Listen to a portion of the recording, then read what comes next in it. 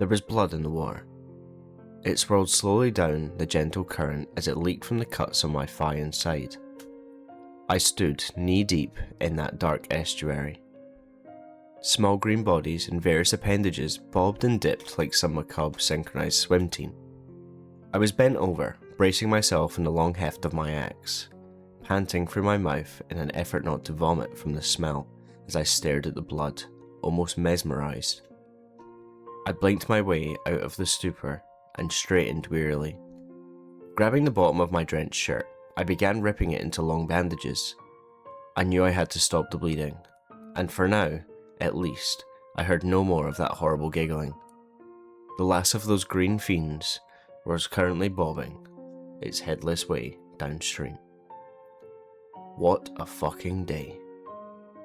I was having a hard time coming to terms with my current reality. I mean, goblins. What else was I supposed to call these vile green beasts? A part of me speculated, hoped even, that I was back in the cabin having some sort of very wild, very vivid dream. The pain burned its way through the cuts in my body, however, made that small little hope dim and then die completely. I stared at the long horizontal lacerations on my right side. They were deep enough to gape if I moved, but not deep enough to expose anything of internal importance. I could see the yellow of subcutaneous fat, but something about them was off. I wrapped my makeshift bandages around my thigh, thinking hard about the injuries. I tied the knot and straightened again, lifted the ragged edges of my shirt, sending up a small thanks that I preferred to wear extra large, and stared. Blood. I stared at the water around me. I knew between my side and my thigh, the water should be red. I should be bleeding like a stuck pig, but the blood in the water wasn't as much as it should be. I frowned as I stared at the wounds, gaping and red like raw meat, but the blood that came from them was thick and slow. This was too much for my brain, so I wrapped them as best as I could, tying it off so I didn't restrict my movement too much.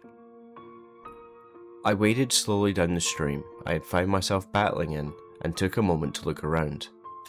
The sun had made its inevitable way across the sky, and I thought it was close to being evening. I blinked, turning slowly, looking at the sky, the stream, and the trees around me, and realised that I didn't know where the fuck I was. I was pretty sure I had been making my way towards my cabin, as I thought this should be the stream that ran about 50 yards from my back porch. It very clearly was not. That stream only ran about a half mile and terminated in a small koi pond I had built about 10 years back. This was more of a creek than a stream, and the forest surrounding me was filled with dark and twisted trees that I did not recognise. I shivered. I could feel panic beating itself against the back of my brain, and I clamped down on it. Panic would be bad. Panic would get me killed. I need to be as clear-minded as possible in the face of the absolute madness I found myself in. I steadied my breathing and calmed myself as best as I could, thinking, as I stood in what was looking increasingly like a swamp. The sun was setting in front of me, which meant that was west. My cabin was in the eastern part of the woods. So I turned my back to the sun and began walking. The sky became harder to see as I made my way slowly through the trees, ears straining for giggling or rustling or anything really. But the forest was silent, unnaturally silent. I grimaced as I ducked under a branch, my wounds pulling sharply as I bent. The trees were heavily packed together, and the going was difficult. Every step began to squish as the ground beneath me became wetter, and the very air seemed to lay like a thick blanket. I coughed as an acrid stench began to seep from the ground, like stagnant pond water and putrescence. The smell seemed to be coming from everywhere. It permeated everything, and was so thick I could feel it, almost like oil against my skin. I paused, ripping off more of my poor shirt to make a mask I could tie across my face, and glanced up. There, About 10 feet above me, almost hidden in the branches, was a goblin. I froze, hardly daring to breathe, not making a sound.